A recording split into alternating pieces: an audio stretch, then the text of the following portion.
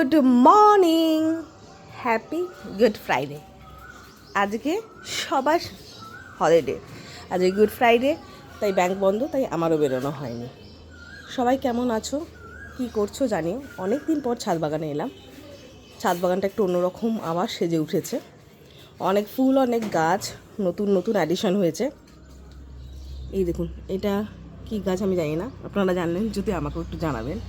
অনেক রকমের পাতাবাহার গাছ এসছে দেখছি, আর আমরা ছিলাম না বলে অনেক গাছ মরেও গেছে। এই দেখুন, এগুলো খুব সুন্দর পার্পল কালারের গাছগুলো যেগুলো ছিল সেগুলো সব, আমরা ছিলাম না 7-8 দিন, অনেক গাছ মারা গেছে, ঝড় এসেছিল, অনেক গাছ পড়ে গেছে।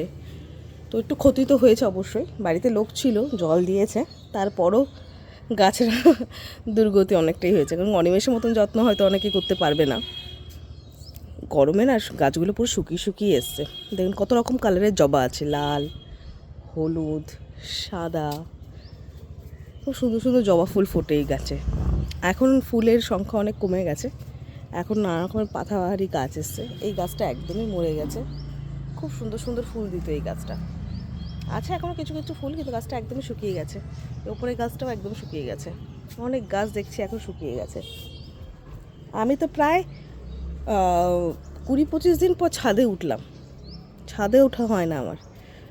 পাতাবাহারি গাছগুলো, বগনভেলিয়া বলে অনেক, সেই গাছগুলোও শুকিয়ে গেছে রোদের তেজটাও তো অনেকটা বেশি না, আর এটা পুরো ওপেন এয়ারে থাকে, তাই জন্য আরও শুকিয়েছে। এই গাছের ফুলগুলো এত সুন্দর বড় বড় ফুটতো, এখন একদম শুকিয়ে গিয়ে ছোট্ট হয়ে গেছে, সব গাছই একদম শুকিয়ে গেছে। এখন এসে আবার একটু জল দেবে, একটু জল পেয়ে গাছগুলো একটু তরতাজা হয়ে যাবে। বেলফুল দেখুন কত সুন্দর বেলফুল ফুটেছে, গাছ ভর্তি, খুব সুন্দর গন্ধ ছাড়ছে এখান থেকে বেলফুল।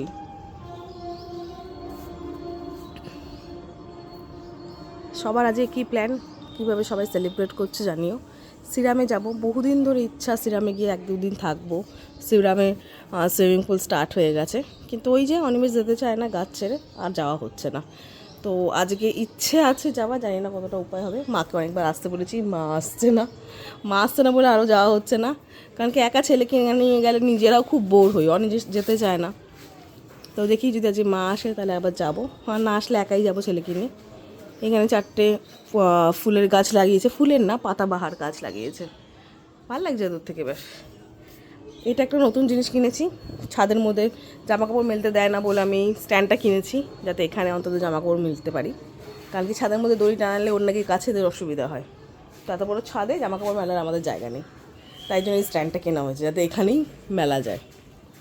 টাটা। সবাই কীভাবে সেলিব্রেট করছো আজকের দিনটা, কীভাবে কাটাচ্ছো অবশ্যই কমেন্ট করবে।